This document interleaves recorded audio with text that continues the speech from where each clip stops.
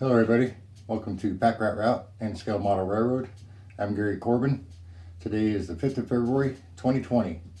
It's been 1 year since I've been on YouTube now. I posted last year on the 4th of February and it's been a real good experience. I'd like to thank everybody that subscribed and everybody that supports my channel, everybody that leaves comments. You guys are fantastic. This YouTube Model Railroad community is a great community, a bunch of great guys. It's been a fun experience. My layout, I didn't really know how far I would get in a year. I was hoping I would get this far anyway, had the bench work completed and the track laid, of course. I probably thought I would have had a little bit more scenery and things done. Some of the other stuff, the scenery that I have done and posted about, that was because I just got tired of looking at that section and wanted to put some greenery and some fall colors on it, so I could kind of get a vision of how the whole layout's going to look. So it's just building it little by little. That's one of my favorite sayings. If you guys haven't noticed that, it all comes together little by little.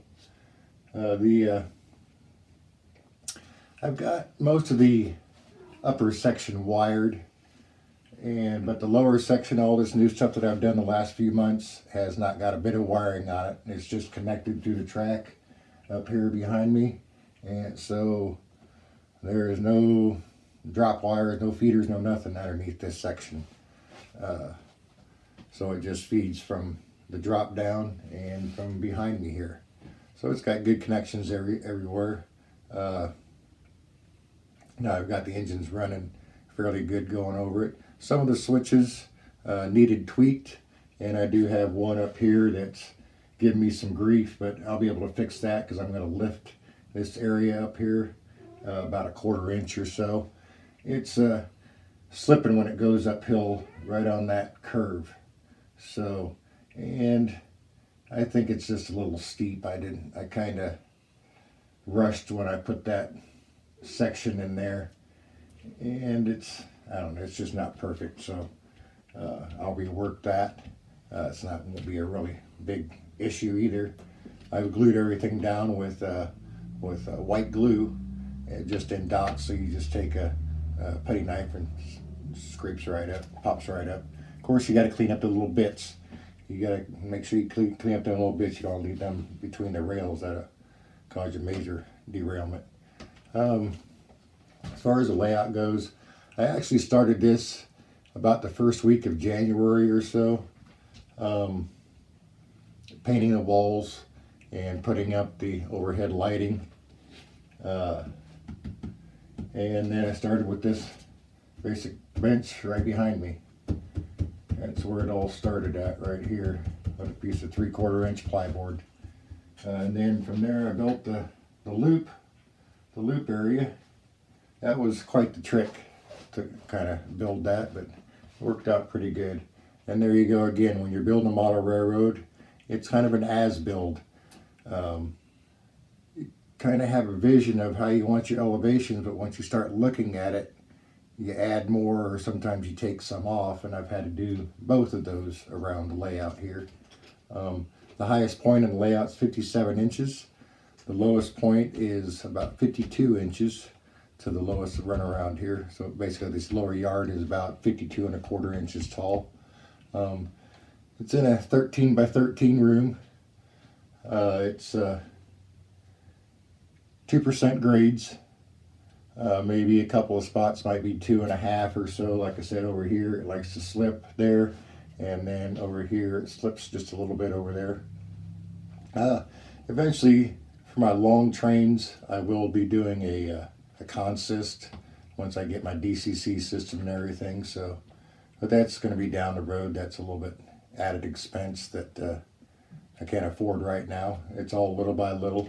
I don't really need DCC right now. That'll just make me run trains even more. And I got a lot of scenery and structures to build up in the cement plant, and so I'll just have fun with the DC right now and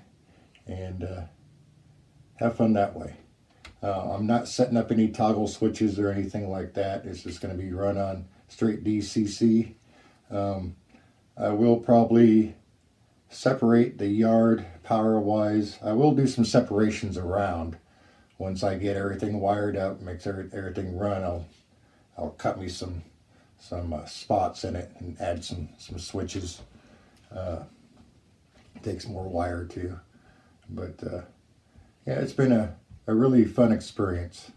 I gotta say kudos to everybody out there that's building a model railroad. You really have to be a jack of all trades, master at none, and you can't be afraid to try things. With me being a construction worker most all my life, there's really nothing that's intimidated me with any of this except for electronics, the LED lighting, capacitors, and such like that. I'll learn about it. I've read a little bit about it so far. I've kind of gotten it down a little bit, but that's probably my weak point is electronics. But that'll come in time, trial and error, and most everything else. Some of it's trial and error, but I'm not really intimidated about doing it. Some of the scenery work and things like that. This is not a prototypical railroad by any means, but I am going to geographically reference areas. Like I'm from Galesburg, Illinois, which we do have a huge BNSF yard here, hump yard. They have our engine repair facility, and also on the south side of the yard, Koppers has a tie manufacturing company, so there's a lot of switches out there. And I've worked at both those facilities on and off back in I think 2005, 6, 4. Laying some asphalt around those different places when I worked for Gunther Construction Company. I was a top man on an asphalt paver. So we got to do some work out there. My brothers worked out there a lot, doing some yard improvements. They also had a main line stretch that they added in a few years back that he ran a dozer on and just pushed ballast all day long was all he did. But it's building a model railroad is a lot of fun experience though. And being from Galesburg where we have a lot of trains, you kind of get used to them, and you admire them. So building a model railroad is something I've always wanted to do most of my life. And you get older, you ponder it that you're going to do it, when you get older and retire and everything. Well, I got sick, so I couldn't retire. I'm medically retired now. But it keeps me occupied. I enjoy doing it. I don't work on this every day, but I ponder it every day. I'm thinking about something, how to do something, or I'm doing some research or watching your guys' videos.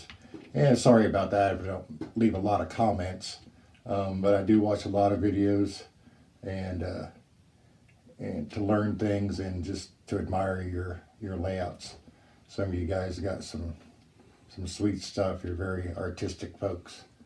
And as far as mine goes, I don't know any type of real pointers I can give anybody, because you just kind of gotta go with what you feel and what your vision is.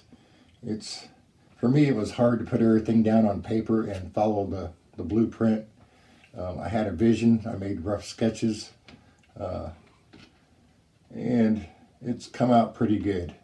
My vision for this model railroad is I'm building it up how I envision it. So that's a nice thing. I really haven't had to cheat too awful much or change too awful much. Some of the elevations and things I did, and like this center thing here, I had no idea what I was going to put in there when I was building this and when I was drawing it out. The limestone quarry just kind of fell into place with all the other switches and turnouts and the switching opportunities on this layout. I really didn't want to add more industry over here. I thought about putting another industry of some sort. Even thought about doing the copper plant, or the coppers, the tie production plant. Um, their yard out there is pretty neat.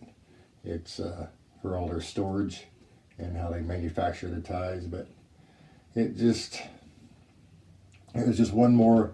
I already got 64 3 switches on this layout. That's quite a bit. I could have added another 10 up in this area, or even 3 or 4 more, I guess, you know. But then I would have been building more buildings, more structures, and I have enough of that to do up in the cement plant. And then also behind me, I'll end up putting a concrete plant, ready mix plant behind me. So it's going to be enough structures for what I want to build anyway. And I think this basically gives the full representation of how cement is made, and it ends up being concrete. And then the back over there, I'll have some guys pouring some concrete back in the excursion train area. We'll have like a train museum. You guys going to your excursions, your meetups, and things like that is kind of giving me the idea for that museum back there, where you go and look at the old trains and get together, and so that's a good idea. It also gives me an excuse to have an older type train and passenger cars on my layout here. And sometimes you got to have an excuse for things, even though it's a poor excuse. But it's I got still a lot of work to do before I really get into serious operations. A lot more to learn, I guess, about operations as well, or just basically how I'm gonna run my operations. So it's been a good first year, and I plan on having a bunch more. As long as my health stays good, I'll keep working on the layout here. Future for the layout is just keep working on it. I got a few more years of life in me, so we'll continue working on this and having some fun, and posting videos and chatting and checking out all you guys' stuff. That's about it. I guess one more time I want to say thank you for all your support that you guys have given me. Thanks for watching.